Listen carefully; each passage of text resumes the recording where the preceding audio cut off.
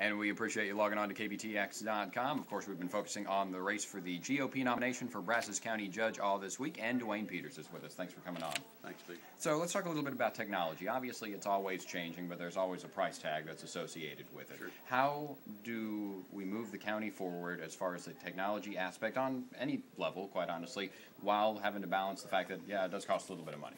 Well, one thing we've done is the agenda software we are in the process of upgrading. In another month and a half, we should have that on board. We've been looking at criminal justice software for the last 2.5 years. I guess it was in 2002 that the county purchased software. TSG is the name, but anyway, it cost like $3 million for the software, so it's expensive. And it doesn't work too well, but it was the best that was available. And it's still pretty much the best that's available in the market. So a couple of years ago, we were having lots of complaints with from the users, in the county. We got together with a couple of counties and just looked at whether we could actually develop software that was really specific to counties.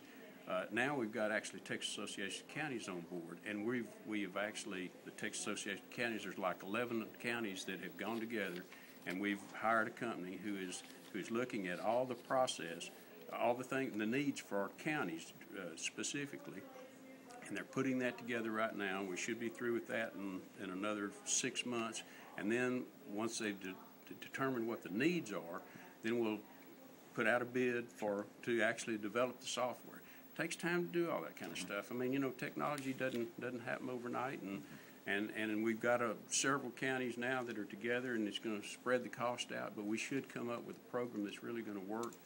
Just takes time to do it. Courthouse renovations are already underway. The question is what's going to go in there. Y'all added a magistrate judge pretty recently to try to take some of the backlog off of it. District court judge, county court of law judge. Are we looking at additions on those? Is it a realistic possibility in the future, or is it needed? Well, what I've looked at, it looks like county court at law is really where the backlog is worst.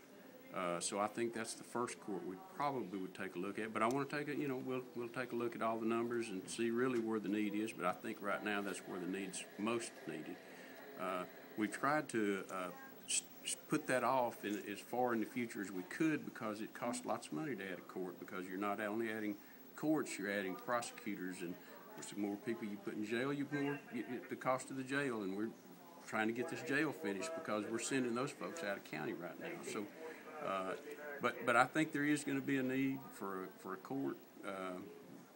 We'll have to take a look at it. Is there any decision over the past few years since you've been on the Commissioner's Court that you've made and you look back on and say, we could have done a little bit better with that? Or do you guys feel that, at least in your opinion on your votes, it's where it's need to have been, no regrets?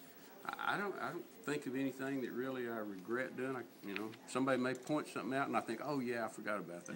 I don't know, but I don't remember anything right offhand that I really regret doing. I think we've been efficient with the budgets. Tried to take care of taxpayers' money, and I really don't remember anything right offhand. What stands out in your opinion that makes you different than the other three men who are running for this office? Is there something that, primaries are difficult sometimes because of the platforms, but what makes you stand out in your opinion? Well, I think the experience that I've got. I mean, I've got a varied experience with private, as a small businessman, as a constable, because I've got that law enforcement and criminal justice background, and then as commissioner, so I've got firsthand experience, and I can walk in first day with no learning curve, and I think that's really what gives me that's why I think I'm the best candidate for race. And we appreciate you joining us, Duane. Thanks so much this morning. Thank you. Thank you, sir. Thanks for logging on.